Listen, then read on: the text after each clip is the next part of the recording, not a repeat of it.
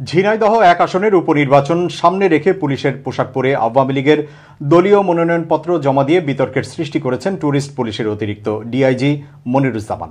সোমবার ধানমন্ডিতে আওয়ামী লীগের সভাপতির রাজনৈতিক কার্যালয়ে মনিরুজ্জামানের ভাই ও শৈলকুপা পৌর আওয়ামী লীগের সাধারণ সম্পাদক শিকদার ওয়াহিদুজ্জামান ইকুর মনোনয়নপত্র জমা দেন তিনি।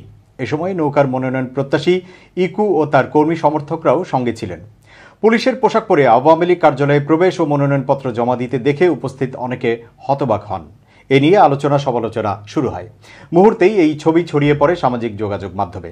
এ বিষয়ে ট্যুরিস্ট পুলিশের অতিরিক্ত ডিআইজি মনিরুজ্জামান বলেন, আমার ভাই মনোনয়ন তুলেছেন, সেজন্য আমি আওয়ামী লীগ অফিসে গিয়েছিলাম। পোশাক পরে গিয়েছিলাম, অসুবিধা নেই, কারণ অফিস টাইমে তো আমি পোশাক পরা অবস্থায় ছিলাম।